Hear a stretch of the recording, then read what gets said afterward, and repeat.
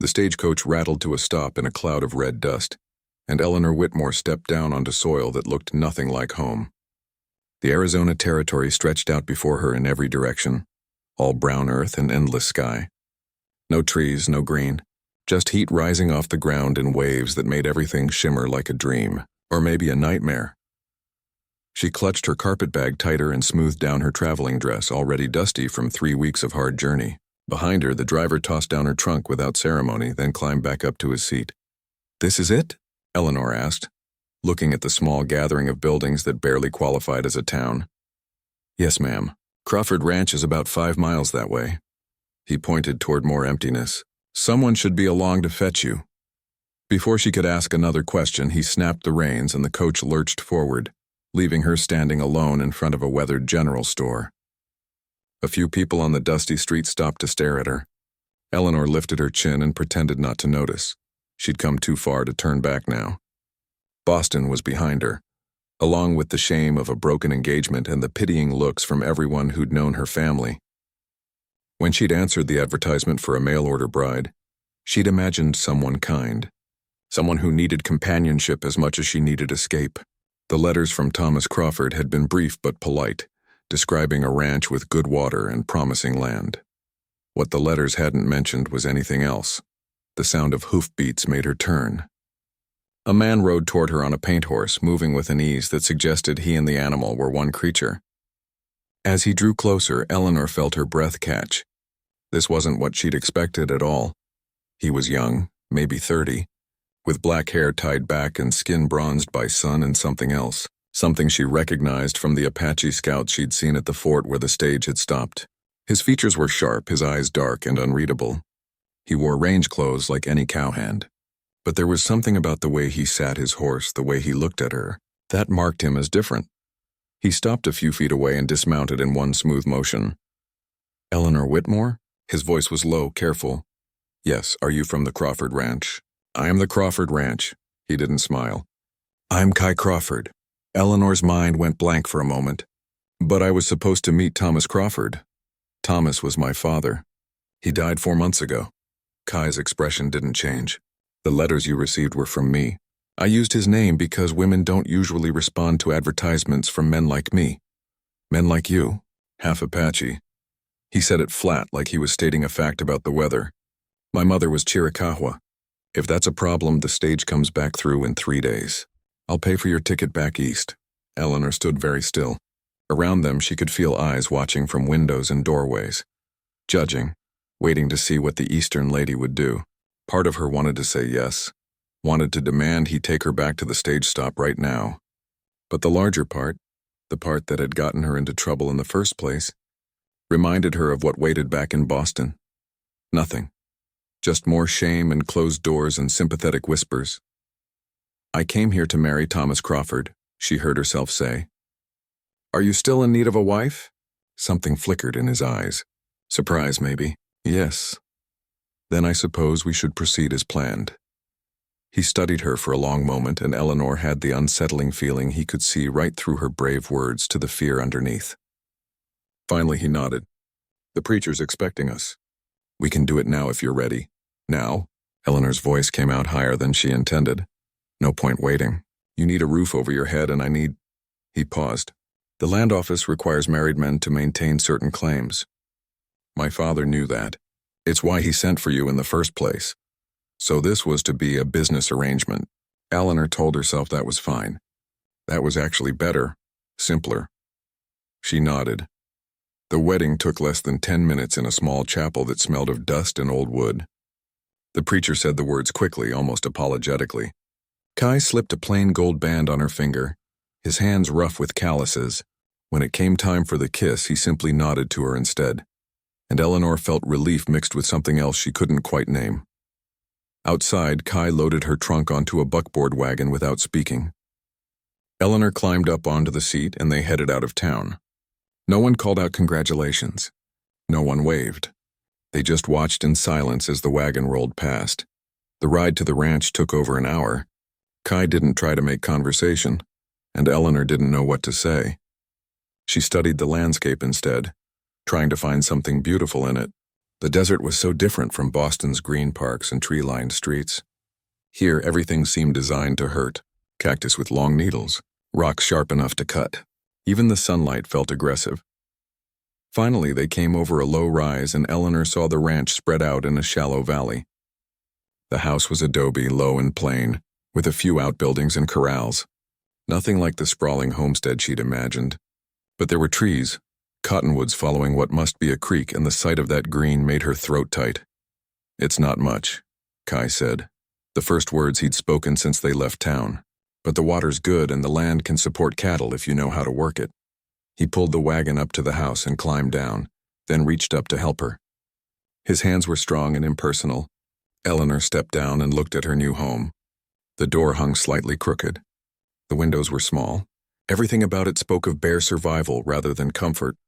"I'll show you inside," Kai said. The interior was dim and sparse. One main room with a fireplace, a rough wooden table, and 2 chairs. A kitchen area along one wall with a cast-iron stove. 2 doors led off the main room, bedroom she assumed.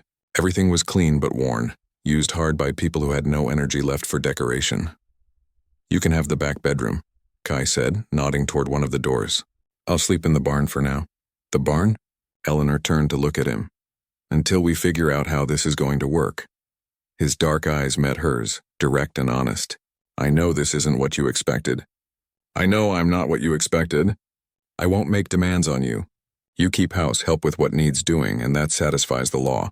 That's all this needs to be." He left before she could respond, carrying her trunk to the back bedroom and then disappearing outside.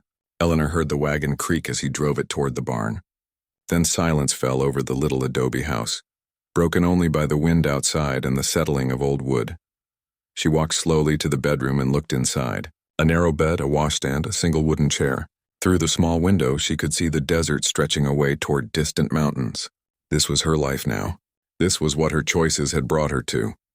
Eleanor sat down on the bed and didn't let herself cry. She'd learned in Boston that tears didn't change anything. Instead, she unpacked her trunk with steady hands, hanging her few dresses on pegs, arranging her brushes on the washstand, making this strange room into something that belonged to her. Outside, night was falling fast the way it did in the desert.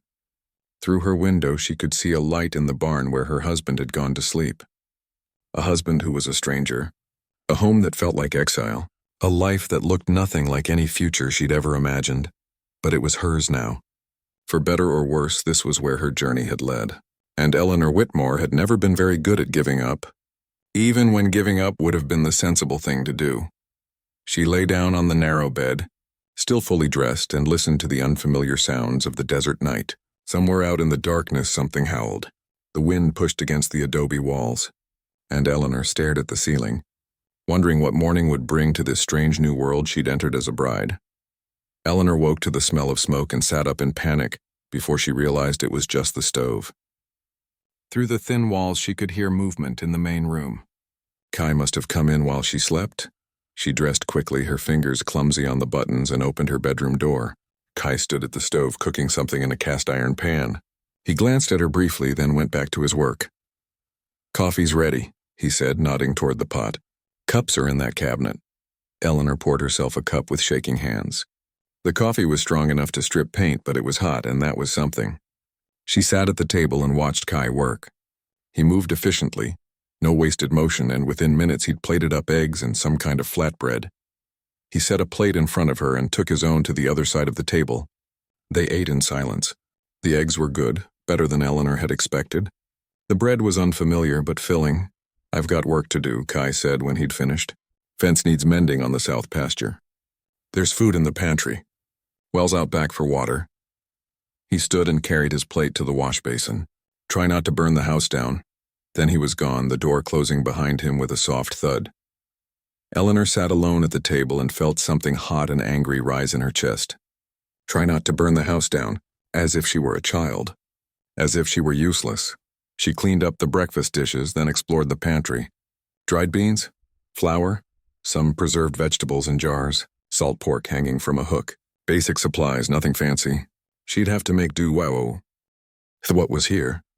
By noon, Eleanor had learned several hard lessons. The wood stove burned too hot or not at all, with no middle ground.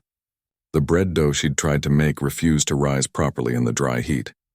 And when she'd attempted to wash clothes in the creek, the sun had baked them stiff as boards before she could get them back to the house. She burned her hand on the stove, dropped a jar of beans that shattered on the floor, discovered that the well was deeper than she'd thought and hauling water was backbreaking work. By the time Kai came back at sundown, Eleanor was exhausted, angry, and close to tears. He looked at the burned pot on the stove, the ruined bread, the pile of stiff laundry. His expression didn't change. He didn't say a word about any of it. Just fixed himself some bread and cheese and ate standing up. "You'll figure it out," he said finally. Then he went back to the barn. Eleanor wanted to throw something at his retreating back. She wanted to scream. Instead, she cleaned up the mess she'd made and went to bed hungry, too proud to eat the simple food Kai had left out. The next few days followed the same pattern. Kai left early, came back late, said almost nothing. Eleanor struggled with every simple task. The heat was relentless. The work was endless. And the silence between them grew heavier with each passing hour. On the fourth morning, Eleanor was trying to start a fire in the stove when Kai came in earlier than usual. His face was grim. "Get dressed for riding," he said. "Put on the sturdiest clothes you have." "Why? What's happened?" "The Patterson ranch was hit last night. Raiders took their horses and burned their barn. We need to check our own stock." Fear spiked through Eleanor's chest. "Raiders?" "This is the frontier," Kai said flatly. "There are men who take what they want. Get dressed. Now."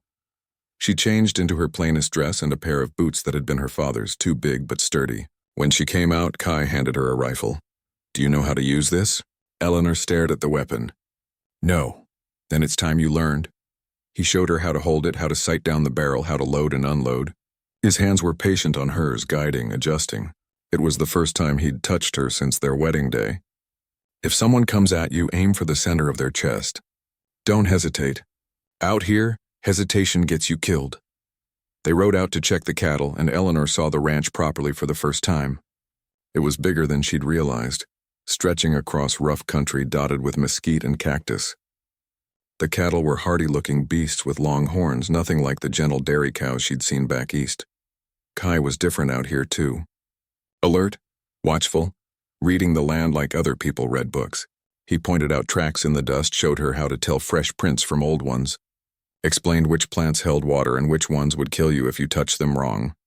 "You need to learn all of this," he said. "This land doesn't forgive ignorance." That night, he didn't go to the barn. He sat at the table, cleaning his rifle, checking ammunition, preparing. Eleanor made stew from the salt pork and beans, and this time it didn't burn.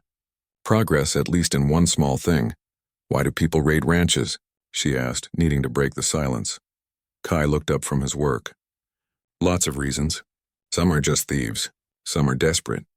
Some are Apache or other tribes pushed off their land with nowhere left to go." He paused. "And some are white men who know people will blame the Apache anyway." "Which kind hit the Patterson place?" "Don't know yet. Does it matter?" "Stolen is stolen. Burned is burned." Eleanor thought about that. "I suppose not." For 3 days, Kai barely slept. He patrolled the ranch at night, checking fences, watching for signs of trouble. Eleanor stayed awake too, the rifle close at hand, jumping at every sound. The fear was constant, exhausting. On the morning of the 4th day, Kai came in looking like a man who'd been to war. His eyes were hollow with fatigue. "I need to go into town," he said. "Stock up on ammunition, get supplies. I'll be gone most of the day. I'll come with you." "No, you stay here. Keep the rifle loaded. Don't open the door for anyone you don't know." "You're leaving me here alone?" Eleanor's voice went high with panic. Kai's expression softened slightly, the first real emotion she'd seen from him in days. "You'll be fine. The dog will bark if anyone comes near. Just stay inside, stay alert. I'll be back before dark." He left her there, and Eleanor spent the longest day of her life watching out the window, rifle across her lap, heart jumping at every sound. The hours crawled past. She didn't eat, didn't drink, just watched and waited and tried not to imagine all the terrible things that could happen. When Kai finally rode up in the late afternoon, Eleanor nearly wept with relief. He came inside carrying sacks of supplies and stopped short when he saw her face. "You're still holding that rifle," he observed. "You told me to stay alert, something." That might have been respect crossed his features. He set down the supplies and took the rifle from her shaking hands. You did good, but you need to eat something now. And sleep. I can't sleep. I keep thinking about the raiders, about what could happen. Kai was quiet for a moment. Then he said, fear is natural out here, but you can't let it paralyze you. You have to learn to live with it, work through it. Otherwise, this place will eat you alive. How do you do it? How do you live without being afraid all the time? I didn't say I wasn't afraid. I said I learned to live with it. He started unpacking the supplies, his movements deliberate. Fear keeps you careful, keeps you alive, but you can't let it stop you from living. That night, after they'd eaten the meal Eleanor prepared, Kai brought his bedroll in from the barn and spread it on the floor near the fireplace. What are you doing? Eleanor asked. Can't patrol every night forever. Need to sleep sometime, and you shouldn't be alone here at night. Not yet. He looked at her directly. This doesn't change anything. Just makes practical sense. Eleanor nodded, understanding what he wasn't saying. This was protection, not intimacy. Safety, not marriage. But somehow having him there in the house made the darkness outside seem less threatening. She lay in her narrow bed listening to his breathing in the next room, steady and even. And for the first time since arriving in the territory, Eleanor slept through the night without waking in panic. In the morning, she burned the eggs and the coffee was too weak, but Kai drank it anyway. And when he headed out to work, he stopped at the door and looked back at her. You're tougher than you think, he said. You just don't know it yet. Then he was gone, leaving Eleanor standing in the kitchen, those words echoing in her head like a promise. Or maybe a challenge. Either way, she was starting to think he might be right. The drought started slowly, like a thief that takes a little bit each day until you suddenly realize everything is gone. First, the grass turned brown earlier than usual. Then the creek that ran through the property began to shrink, showing rocks that had been underwater for years. The cattle grew thin and restless, bawling at night for water that wasn't there. Kai stood at the window one morning, staring out at the parched land. His jaw was tight with worry. We need to move the herd, he said finally. There's water up in the high country, near the old mission ruins, about 40 miles north. If we don't get them there soon, we'll lose half of them. How long will it take? Eleanor asked. 3 weeks, maybe more. It's rough country. Slow going with cattle. He turned to look at her. I'll need to hire a couple of men to help. You'll stay here and mind the ranch. No. The word came out before Eleanor could think about it. Kai's eyebrows rose. No? I'm coming with you. Eleanor set down the cup she'd been holding. You can't afford to hire men. I've seen the ledger books, and you can't move 100 head of cattle by yourself. You don't know the first thing about driving cattle. Then teach me. Eleanor met his eyes steadily. That's what you've been doing anyway, isn't it? Teaching me to survive out here. Well, I've learned. I can ride now. I can shoot. I can work a full day without collapsing, and I'm not staying here alone for 3 weeks wondering if you're dead in a canyon somewhere. Something flickered across Kai's face. Surprise, maybe. Or respect. He studied her for a long moment, and Eleanor could see him weighing the options. It'll be hard, he said finally. Harder than anything you've done so far. I know. The nights get cold in the high country. The days are brutal. There's snakes, mountain lions, all kinds of ways to get hurt or killed. I know, Eleanor repeated. Kai nodded slowly. We leave tomorrow at first light. Pack light. Bring warm clothes and your rifle. And Eleanor, he paused, thank you. It was the first time he'd thanked her for anything. The words settled warm in her chest. They left before dawn, driving the cattle north across land that grew rougher with each passing mile. Eleanor had thought she knew what hard work meant, but the cattle drive taught her new definitions of exhaustion. Her legs ached from long hours in the saddle. Her skin burned despite the hat Kai had given her. Dust coated everything, got into her mouth, her eyes, her lungs, but she didn't complain. She watched how Kai moved the herd, how he read the land, how he knew which way the cattle would turn before they did, and slowly she began to understand the rhythm of it, the patience required, the constant alertness. On the 4th day, the sky opened up with a sudden storm. Rain came down in sheets, turning the dust to mud, making the cattle nervous and hard to control. Eleanor's horse stumbled on the slick ground, and she went down hard, the wind knocked out of her. Kai was there in seconds, pulling her up, checking for injuries. Anything broken? Eleanor shook her head, gasping for air. Rain streamed down her face. Her whole body hurt. But when Kai moved to help her onto his horse, she pushed away. "I can ride," she said. "The cattle are getting scattered." She caught her horse and climbed back on, ignoring the pain, and helped Kai gather the strays. They worked through the storm until nightfall, both of them soaked to the bone and shaking with cold. That night, huddled under a rock overhang too small to really call a shelter, Kai built a tiny fire with wood he'd kept dry in his saddlebag. Eleanor's teeth chattered so hard she couldn't speak. "Get out of those wet clothes," Kai said, not looking at her. "You'll freeze to death otherwise." He turned his back and Eleanor changed with shaking hands, wrapping herself in the one dry blanket they had. Kai did the same, keeping his back turned the whole time. They sat on opposite sides of the small fire, the blankets wrapped tight around them, trying to stop shivering. "You should have stayed at the ranch," Kai said quietly. "Probably," Eleanor agreed. "But then who would have helped you with the cattle in the storm?" He looked at her across the flames, and something in his expression had changed. "You did good today, real good. Most people would have given up. I'm not most people." "No." Kai's voice was soft. "You're not." They sat in silence, listening to the rain and the restless cattle. The fire was small but warm, and gradually Eleanor stopped shaking. She watched Kai's face in the flickering light, seeing the exhaustion there but also something else, a gentleness she hadn't known he possessed. "Can I ask you something?" she said. "Ask. Why did you really send for a bride? Not the land claim reason. The real reason." Kai was quiet for so long Eleanor thought he wouldn't answer. Finally he spoke. "My father died alone. Drank himself to death over the course of 10 years, and I watched it happen. Couldn't stop it. Couldn't help him." He stared into the fire. "He was alone because no woman would have him after he married my mother. And after she died, he was even more alone. I saw what that loneliness did to him, how it ate him from the inside." He paused, picking up a stick to prod the fire.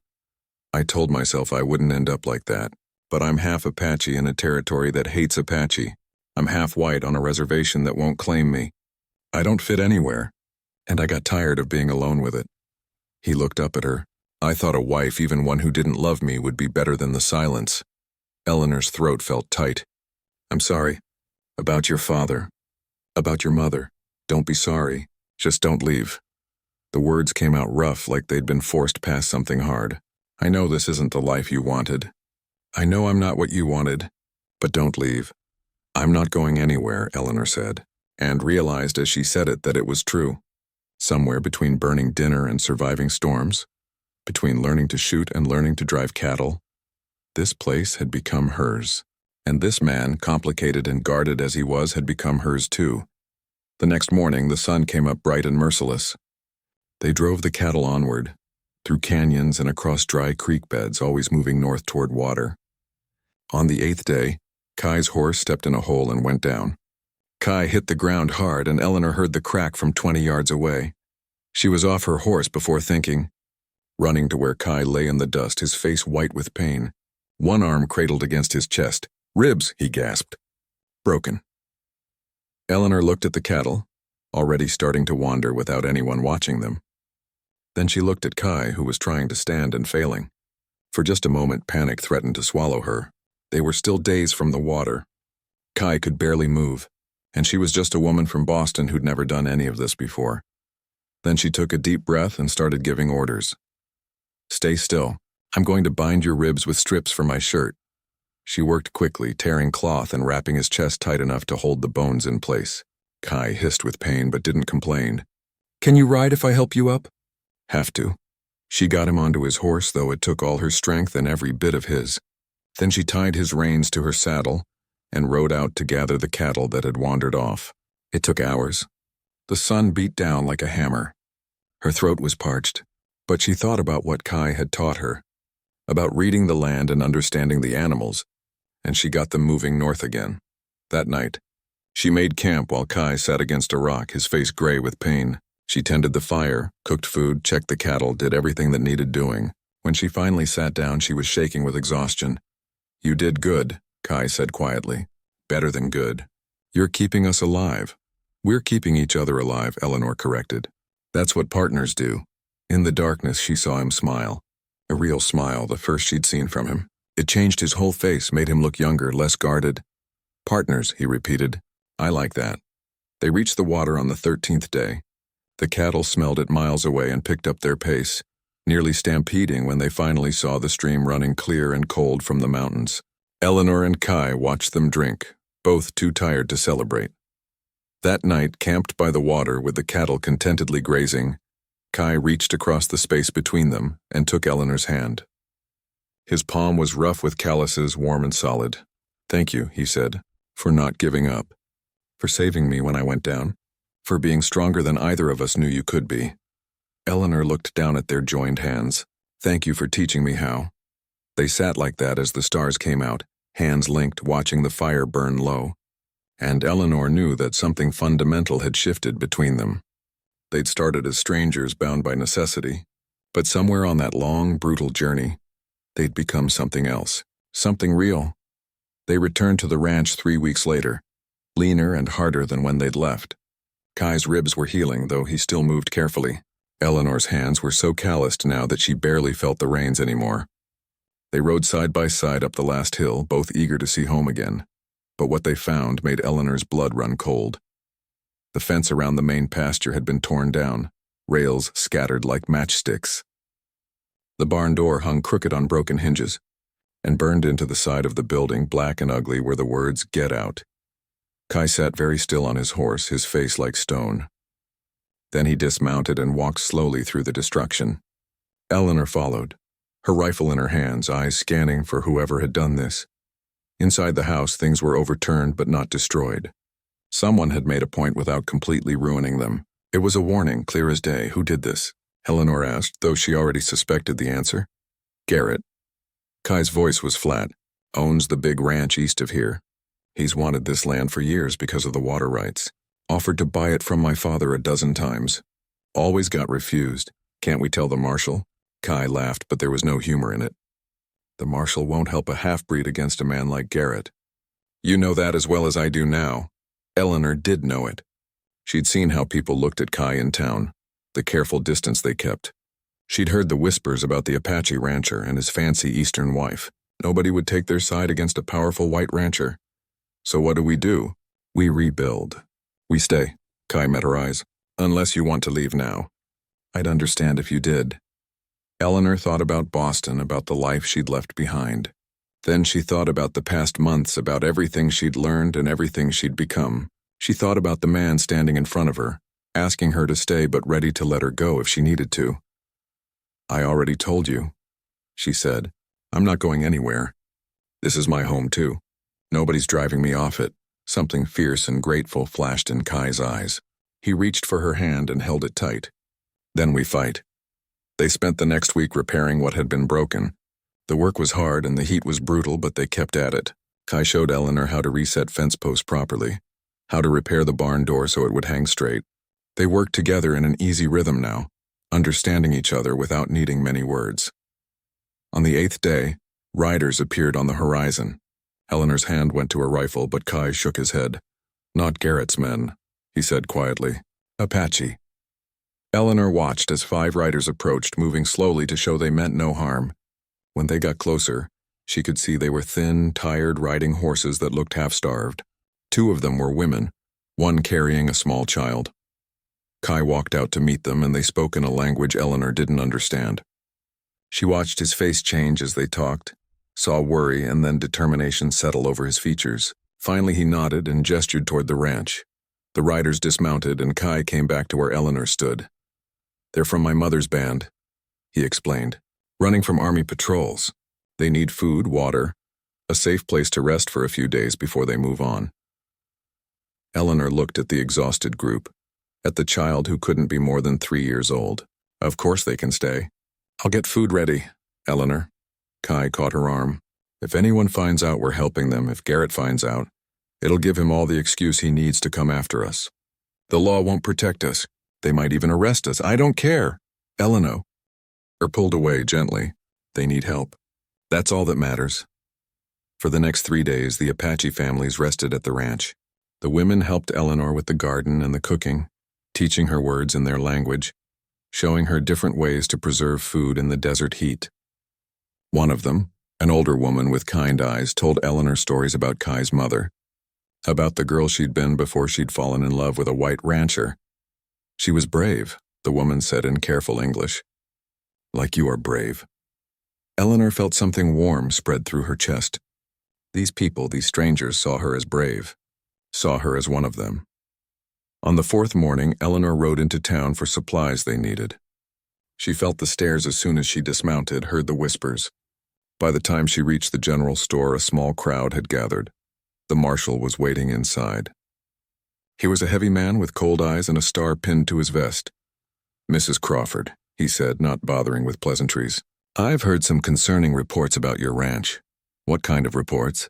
Eleanor kept her voice steady. "Reports that you're harboring hostiles. That's a serious crime. We're not harboring anyone. We're helping hungry people who asked for food and water." Eleanor met his gaze without flinching. "Is there a law against Christian charity in this territory?" "Don't get smart with me. If you're hiding Apache, you'll both end up in jail." "We're not hiding anyone, but if desperate families came to my door asking for help, I'd give it. Wouldn't you, Marshal? Or does that badge mean you've forgotten what it means to be human?" The Marshal's face went red. "You better watch yourself, woman. You're already on thin ice, married to that breed. Don't make things worse." Eleanor felt fury rise hot and sharp. "That breed is my husband. He's a better man than most I've met in this town, and if you have a problem with how we run our ranch, you can take it up with the territorial governor." She bought her supplies in silence, the other customers giving her a wide berth. When she walked out, she held her head high even though her hands were shaking, but riding home she saw smoke on the horizon. Black smoke, too much smoke. Her heart seized with terror and she kicked her horse into a gallop. She crested the hill and saw flames. Not the house, thank God, but the grazing land. Fire raced across the dry grass, driven by the wind, consuming everything in its path. The Apache families were already gone, fled to safety. And Kai was out there somewhere, trying to fight a fire that looked like it wanted to eat the whole world. Eleanor didn't hesitate. She rode straight toward the flames, pulling her bandana over her mouth and nose. She found Kai and 3 of the ranch hands from neighboring properties, all of them beating at the fire with wet blankets trying to create a break.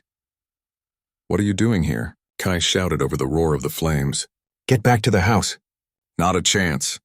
Eleanor grabbed a shovel and started digging a fire line like she'd seen farmers do back east. "Tell me where you need me." They fought the fire for hours. Eleanor's lungs burned with smoke. Her arms felt like they might fall off. The heat was so intense it hurt to breathe. But she kept working, kept fighting alongside Kai and the others. By sunset, they'd managed to stop the worst of it. Half the grazing land was gone, black and smoking. The barn's roof was damaged. They'd lost fencing and equipment. But the house still stood. The water source was intact. They'd survived. Kai stood in the ruins of their land, his face black with soot, his eyes red from smoke. Eleanor went to him and he pulled her close, holding her tight despite the pain in his healing ribs. "Garrett did this," he said quietly. "He's not going to stop." "Then neither will we." Eleanor pulled back to look at him. "I didn't survive a cattle drive and learn to fight fires just to give up now. This is our land, our home. Whatever it takes, we keep it." Kai studied her face. This woman who'd arrived months ago in fancy dresses with soft hands and scared eyes, who'd become someone he could stand beside as an equal, someone he could trust with his life. "I love you," he said, the words simple and true. "I didn't mean to, didn't plan on it, but I do." Eleanor felt tears cut clean tracks through the soot on her face. "I love you too. Took me a while to figure it out, but I do."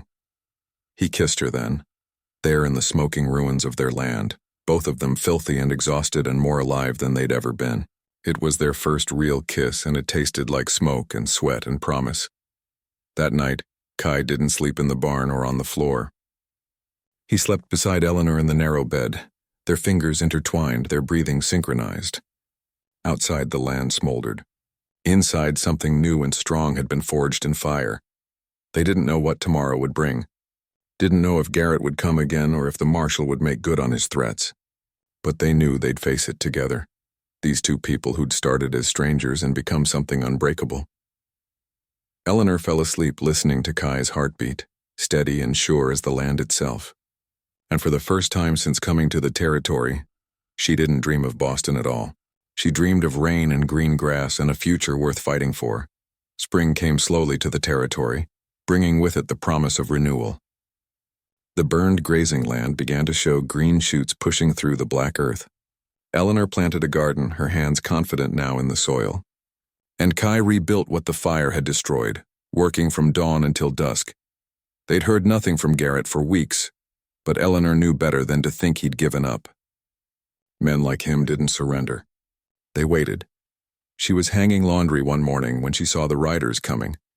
Not Garrett's men this time, but something that made her heart catch in her throat. 3 Apache riders, and one of them was the woman who told her stories about Kai's mother. Kai came out of the barn when he heard the horses. Eleanor watched his face light up with something she'd never seen before. Joy, pure and simple. The Apache woman dismounted and embraced Kai, speaking rapidly in their language. The other riders smiled, and Eleanor could feel the warmth between them. These weren't strangers or distant relatives. These were family. Eleanor, Kai called, his voice bright. Come meet my aunt. My mother's sister. The afternoon passed in a blur of stories and laughter. Kai's aunt brought news of the band, of where they'd settled safely beyond the reach of the army patrols. She brought gifts too, a blanket woven by hand, herbs for medicine, and a small pouch of seeds for plants that would grow in the desert heat. But she also brought an invitation. The band was holding a healing ceremony in 2 weeks, and they wanted Kai and Eleanor to come. Wanted Eleanor to be welcomed properly into the family. They want to claim you as one of us, Kai explained, his eyes soft as he looked at his wife. If you want that. Eleanor thought about the month she'd spent here, about how much she'd changed, about the woman who'd stepped off that stagecoach in her fancy dress, scared and alone. That woman wouldn't have understood what was being offered. But the woman she'd become, the woman who'd survived storms and fires and her own fear, understood perfectly. I'd be honored, she said. A week later, Eleanor was working in the garden when she felt something different, a wave of dizziness that made her sit down hard in the dirt. Her stomach churned and she barely made it behind the barn before she was sick. Kai found her there, pale and shaking. What's wrong? Are you hurt? Eleanor looked up at him and suddenly she knew. The tiredness she'd been feeling. The way certain smells made her queasy. The subtle changes in her body she'd been too busy to notice. I think I'm pregnant, she whispered. Kai's face went through a dozen emotions in as many seconds. Shock, fear, wonder, and finally a joy so profound it made Eleanor's eyes sting with tears. Are you sure? Pretty sure. I've missed 2 months now. I just didn't realize until...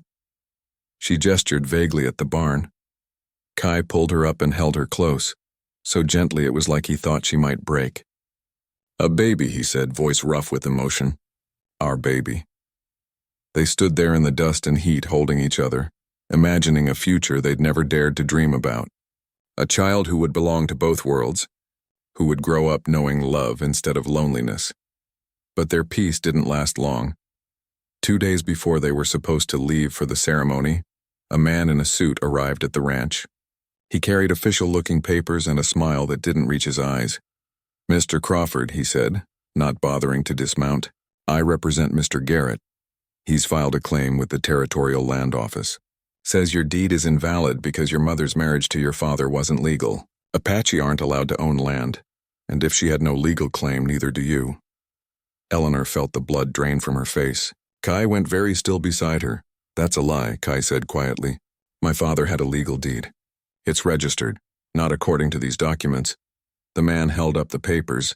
Mr. Garrett has evidence that your father never properly transferred the land to you. And since you have no legitimate claim, the land reverts to available territory, which Mr. Garrett has already filed to purchase. When's the hearing? Eleanor asked, her mind racing. 2 weeks. Territorial court in Tucson. If you don't show up, the decision goes in Mr. Garrett's favor by default. The man tipped his hat mockingly. Good day to you both. After he left, Kai sat down heavily on the porch steps. Eleanor could see the defeat creeping into his eyes, the old resignation settling over him like a cloak. He's going to win, Kai said. The courts won't side with me. They never have. Then we make sure they have no choice. Eleanor knelt in front of him, taking his hands. Your mother was Apache. Her people lived on this land long before any white man drew up a deed. That has to count for something. It doesn't, not in their courts. Then we make it count.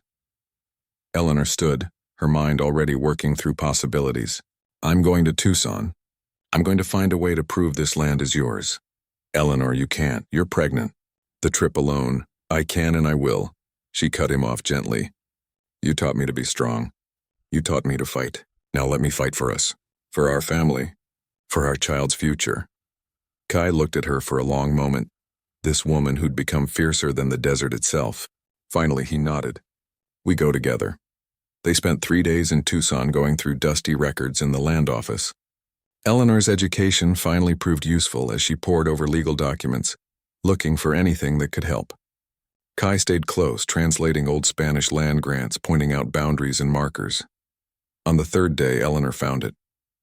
An old document, predating the American territorial claims, showing that Kai's mother's band had been granted the land by Spanish authorities decades before. The grant had never been properly overturned, just ignored, but more than that, she found records showing Kai's father had filed multiple deeds, including one that specifically acknowledged his wife's ancestral claim to the water rights. The document Garrett had produced was a fraud, missing signatures and dates that should have been there. At the hearing, Eleanor stood before the judge with her documents organized and her arguments prepared. She spoke clearly and firmly, citing law after law, precedent after precedent. She presented the Spanish land grant, the water rights documentation, and proof that Garrett's claim was based on forged papers. Garrett's lawyer tried to dismiss her, tried to claim she didn't understand what she was talking about, but Eleanor had learned to fight fires and drive cattle and survive in a land that wanted her dead. She wasn't about to be dismissed by a man in a courtroom. My husband's mother lived on that land, she said, her voice carrying to every corner of the room. Her people lived there for generations before any deed was written. His father honored that claim. The law recognizes ancestral rights, Your Honor. And even if it didn't, the paperwork Mr. Garrett submitted is clearly fraudulent.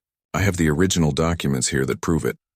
The judge examined the papers for what felt like hours. Finally, he looked up. The land belongs to Kai Crawford, he said. The claim filed by Mr. Garrett is denied. Furthermore, I'm referring the forged documents to the marshal for investigation. Eleanor felt her knees go weak with relief. Kai's hand found hers and squeezed so tight it almost hurt. Outside the courthouse, Garrett was waiting. His face was red with fury. This isn't over, he snarled at Kai. Yes, Eleanor said calmly, stepping between them. It is, you lost. And if you come near our land again, I'll have you arrested. I may be new to this territory, but I learn fast. And I have all the documentation I need to prove you've been harassing us for months.